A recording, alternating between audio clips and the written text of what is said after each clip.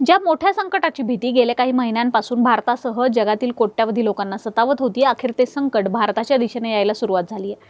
भारताच्या अर्थव्यवस्थेचा कणा असलेल्या नैऋत्य मोसमी पावसाला म्हणजे आपल्या मान्सूनला ग्रहण लावणारा अल निनो प्रशांत महासागरात पूर्णपणे सक्रिय झालाय. सध्या परिस्थिती अशी आहे की अफगाणिस्तान आणि पाकिस्तानकडून भारताच्या दिशेने प्रचंड उष्ण वारं वाहत आहे. देशात अतिप्रचंड उष्णता वाढली आहे. जपानच्या JMA या हवामान संस्थेनं यावर आता शिक्कामोर्तब केला असून हा अल निनो येत्या काही महिन्यात अत्यंत भयंकर रूप धारण करू शकतो असा इशारा देखील त्यांनी दिलाय. या एका हवामान बदलामुळे भारतावर प्रामुख्याने 3 मोठी संकट एकाच वेळी येणार आहेत. पहिलं संकट म्हणजे मान्सूनमध्ये अत्यंत कमी पाऊस पडणार, दुसरं म्हणजे देशात भीषण आणि प्रदीर्घ उष्णतेची लाट येणं आणि तिसरं म्हणजे शेती पिकांचं अतोनात नुकसान होणं. याचा थेट फटका केवळ शेतकऱ्यालाच नाही तर आपल्या ताटातील अन्नाला आणि सर्वसामान्यांच्या खिशाला बसणार आहे. आजच्या या विशेष व्हिडिओमध्ये आपण अगदी सोप्या भाषेत समजून घेणार आहोत की अल निनो म्हणजे नक्की काय आहे, त्याचा भारताच्या मान्सूनवर आणि आपल्या खिशावर काय परिणाम होणार आहे आणि अल निनोचा इतिहास काय सांगतो. व्हिडिओ शेवटपर्यंत नक्की बघा. नमस्कार, मी अनुजा आणि तुम्ही पाहताय कार्यारंभ. सर्वात आधी समजून घेऊया अल निनो म्हणजे काय. हा शब्द आपण अनेकदा ऐकतो, पण याचा नेमका अर्थ काय आहे? अल निनो हा एक स्पॅनिश शब्द आहे ज्याचा अर्थ होतो लहान मुलगा किंवा ख्रिस्त बालक.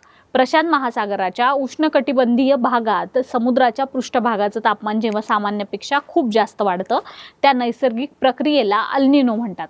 सामान्य परिस्थितीत प्रशांत महासागरात पश्चिमेकडून पूर्वेकडे वाहणारं वारं समुद्राच्या पृष्ठभागावरील गरम पाणी आशिया आणि ऑस्ट्रेलियाच्या दिशेने ढकलतं. यामुळे आपल्या भागात चांगला पाऊस पडतो. पण जेव्हा अल निनो सक्रिय होतो तेव्हा हे वारं कमकुवत होतं. परिणामी समुद्रातील गरम पाणी पश्चिमेकडे न जाता पूर्वेकडे म्हणजे दक्षिण अमेरिकेतील पेरू देशाच्या किनारपट्टीकडेच साचून राहतं. समुद्राचं हे गरम पाणी तिथेच थांबल्यामुळे तिथली हवा गरम होते आणि तिथे ढग बनून पाऊस पडतो. पण यामुळे आशिया, ऑस्ट्रेलिया आणि पर्यायाने आपल्या भारताच्या बाजूने येणारे पावसाचे ढग आणि वारे कमकुवत होतात. सोप्या भाषेत सांगायचं तर जो पाऊस भारतावर पडायला हवा होता तो प्रशांत महासागरात किंवा अमेरिकेच्या किनारपट्टीवर पडतो आणि भारत कोरडा राहतो. आता विचार करा, भारताचा मान्सून हा पूर्णपणे या वाऱ्यावर अवलंबून असतो. भारतात यंदा मान्सूनचं आगमन आधीच उशिरानं झालंय.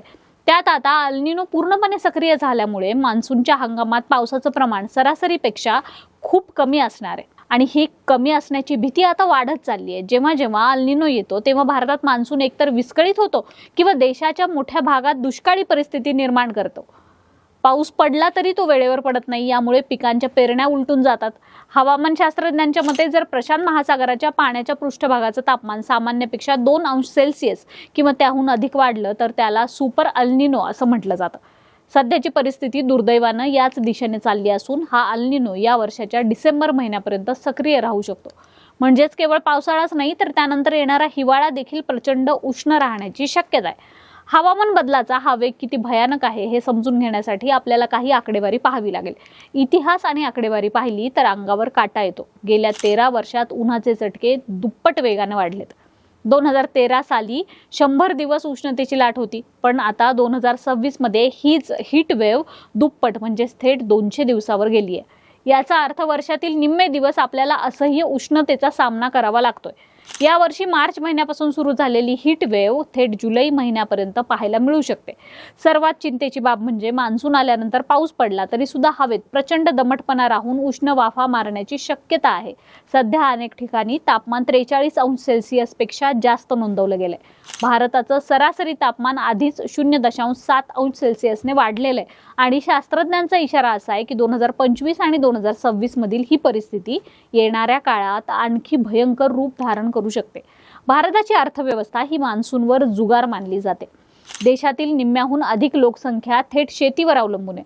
पाऊस कमी झाल्यास त्याचा पहिला परिणाम खरीप हंगामातील मुख्य पीक असलेल्या भात शेतीवर होईल. भारत हा जगातील प्रमुख तांदूळ उत्पादक शेत आहे. देशांतर्गत गरजा भागवून आपण जगाला तांदूळ निर्यात करतो. पण जर पाऊस कमी पडला तर तांदळाचं उत्पादन प्रचंड घटेल. उत्पादन घटलं की बाजारात तांदळाचा तुटवडा निर्माण होईल आणि महागाईचा मोठा भडका उडेल. शेतीचं नुकसान झालं की शेतकऱ्यांचं उत्पन्न घटतं. शेतकऱ्यांच्या हातात पैसा नसला की ग्रामीण भागातील खरेदी थांबते. यामुळे ट्रॅक्टर, गाड्या, कपडे, मोबाईल यांसारख्या उद्योगांची विक्री मंदावते. केवळ तांदूळच नाही तर डाळी, तेलबिया आणि भाज्यांचं उत्पादन घटल्यानं जीवनावश्यक वस्तूंचे भाव गगनाला भिडतील. पाऊस कमी पडल्यामुळे नद्या, धरणं आटतील. पिण्याच्या पाण्याचं दुर्भिक्ष निर्माण होईल. तसेच जलविद्युत निर्मिती कमी झाल्यामुळे देशात विजेचं संकट उभं राहू शकतं, ज्याचा फटका उद्योगांना बसेल. थोडक्यात सांगायचं तर अल निनोमुळे वाढणारी महागाई रिझर्व्ह बँकेला व्याजदर कमी करू देणार नाही, ज्यामुळे गृहकर्ज आणि इतर कर्ज महागच राहतील. हा अल निनो पहिल्यांदाच आलाय का? तर नाही. इतिहास साक्षी आहे की जेव्हा जेव्हा शक्तिशाली अल निनो आला आहे तेव्हा केवळ भारतातच नाही तर संपूर्ण जगात हाहाकार माजलाय. वर्ष 1997 मधील अल निनो आतापर्यंतचा सर्वात विनाशकारी मानला जातो.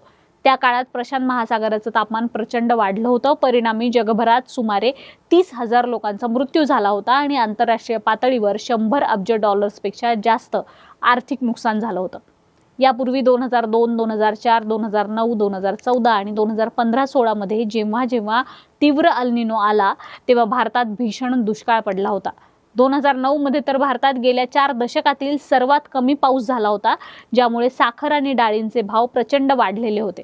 डार्थमाउथ कॉलेजच्या एका ताज्या संशोधनानुसार अल निनोचे परिणाम केवळ एका वर्षापुरते मर्यादित नसतात. त्याचे दीर्घकालीन आर्थिक परिणाम जागतिक अर्थव्यवस्थेला पुढील 5 ते 6 वर्ष खिळखिळी करून टाकतात. फक्त भारतच नाही तर जगातील इतर देशांनाही याचा मोठा फटका बसतोय. ऑस्ट्रेलियामध्ये हवामान अत्यंत कोरडं झाल्यामुळे तिथे भीषण दुष्काळ आणि जंगलात वणवे लागण्याचा धोका वाढलाय. अमेरिकेच्या दक्षिण भागात नेहमीपेक्षा जास्त थंडी आणि ओले हवामान पाहायला मिळत आहे. दुसरीकडे दक्षिण अमेरिकेतील पेरू भागात समुद्राचं तापमान वाढल्यामुळे मासे मरण पावतायत. परिणामी तिथल्या मासेमारीवर आधीच तात्पुरती बंदी घालण्यात आलेली आहे. या अल निनोमुळे पाम ऑइल, कॉफी, कापूस, गहू आणि तांदूळ यासारख्या प्रमुख जागतिक पिकांची पैदास घटण्याची भीती वाढली आहे. जागतिक अन्न सुरक्षेला आव्हान देणाऱ्या या संकटाचा सामना करण्यासाठी आता भारतासह संपूर्ण जगाला सज्ज राहावं लागणार आहे. कारण की पुढचे काही महिने हवामानाच्या आणि अर्थव्यवस्थेच्या दृष्टीने अत्यंत कसोटीचे असणार आहेत. सरकारला आतापासूनच पाणी नियोजन आणि अन्नधान्याचा साठा सुरक्षित करण्यासाठी पावलं उचलावी लागतील. मित्रांनो, तुम्हाला काय वाटतं, या वाढत्या उष्णतेचा आणि निसर्ग बदलाचा सामना करण्यासाठी आपण वैयक्तिक पातळीवर काय करू शकतो? तुमची मतं आम्हाला कमेंट बॉक्समध्ये नक्की सांगा. कार्यारंभवर नवे असाल तर सबस्क्राईब करा, व्हिडिओला लाईक करा, शेअर करा. कार्यारंभ डिजिटल या आमच्या फेसबुक आणि इन्स्टा पेजला फॉलो करा. धन्यवाद.